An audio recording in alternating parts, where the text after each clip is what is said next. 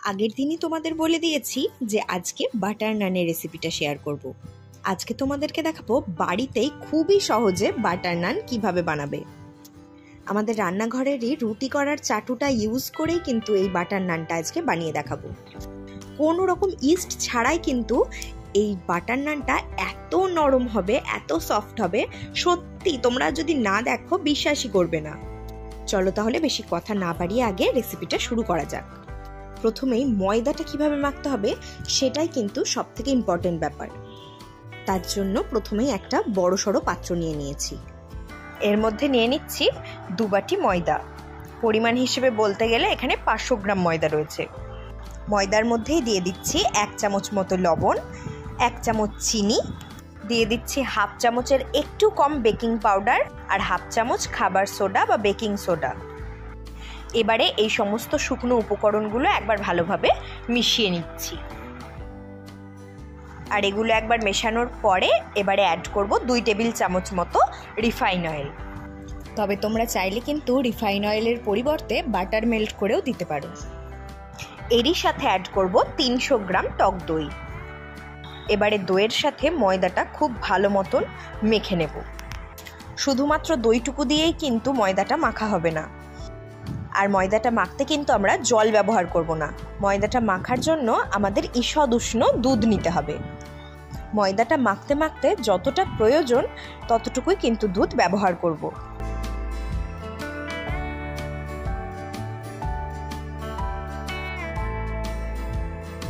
ময়দাটা একদমই টাইট করা যাবে না, একদম নরম আর চ্যাটচ্যাটে করেই মাখতে হবে। দেখো, দেখে বুঝতে পারছো নিশ্চয়ই ময়দাটা ঠিক এরকম চিটচিটে ভাবে মাখতে হবে।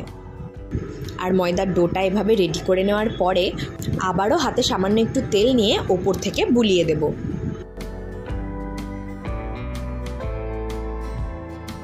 আর এই অবস্থাতেই কিন্তু ময়দাটাকে ঢেকে রেস্টে রাখবো। প্রায় 3 থেকে 4 ঘন্টা পরে কিন্তু আমি এবারে নানগুলো তৈরি করে নেব। দেখো, 3 থেকে 4 ঘন্টা পর কিন্তু ময়দার ডোটা খুবই সুন্দর সেট হয়ে গেছে। এবারে ময়দার ডোটা থেকে নানের জন্য লেচি কেটে নেব।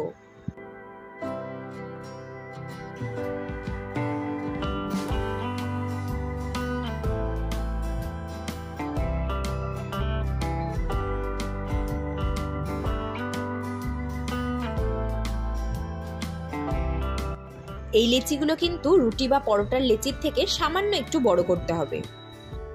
দেখো, সমস্ত লেচিগুলো কিন্তু কেটে আমি রেডি করে নিয়েছি। বাকি যা যা উপকরণগুলো লাগছে সেগুলোও দেখিয়ে দিচ্ছি।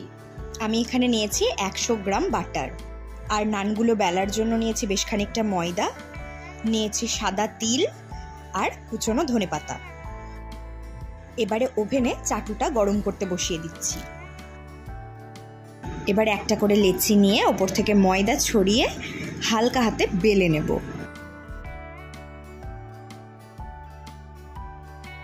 তবে নানগুলো কিন্তু খুব বেশি পাতলা করলে চলবে না, একটু লম্বাটে শেপের করে নিচ্ছি আর একটু মোটাই থাকবে। ঠিক যেমন তোমরা ভিডিওতে দেখতে পাচ্ছ সেরকমভাবেই কিন্তু বানিয়ে নিতে হবে। একদম কিন্তু কঠিন না, খুবই ইজি এটা বানানো।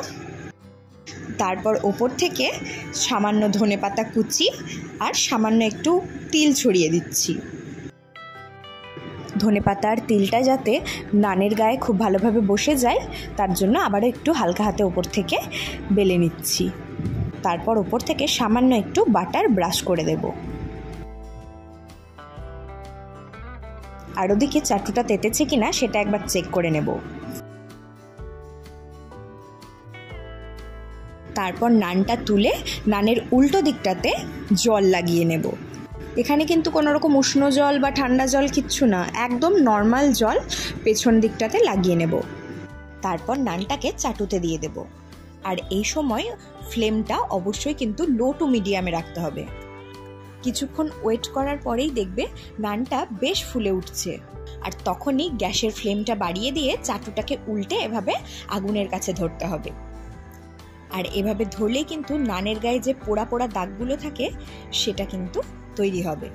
যেহেতু নানটা বানানোর জন্য তন্দুরি ইউজ করছি না, তার জন্য এই ট্রিকটা করলে একদম বাটার নানটা রেস্টুরেন্টের মতোই কিন্তু দেখতে লাগবে।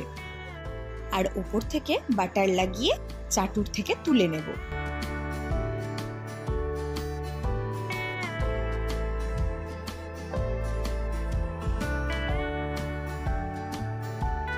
আবারও একটা বানিয়ে দেখাচ্ছি, দেখো।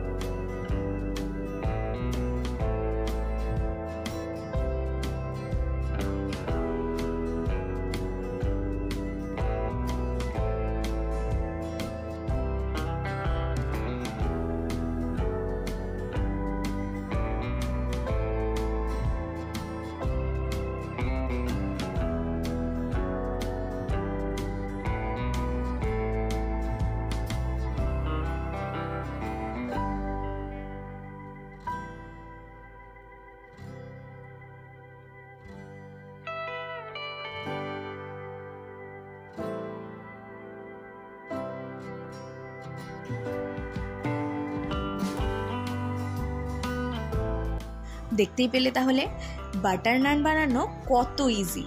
বাড়িতেই কোনো রকম ইস্ট ছাড়া, কোনো রকম তন্দুর ছাড়া দারুণ স্বাদের আর দারুণ সফট বাটার নান কত সহজে বানানো গেল। তাহলে এখন যে কোনো দিন কিন্তু বাড়িতে বানিয়েই এটা খেতে পারবে। দেখো নানটা কতটা সফট হয়েছে। তোমরা যদি আমার রেসিপিটা ফলো করে বানাও তাহলে তোমরাও কিন্তু বাড়িতে এতটাই সফট বাটার নান বানিয়ে নিতে পারবে। আবার কথা হচ্ছে তাহলে নেক্সট ভিডিওতে chicken malai kofta curry recipe নিয়ে। সবাই ভালো থেকো এবং সুস্থ থেকো। Till then, by.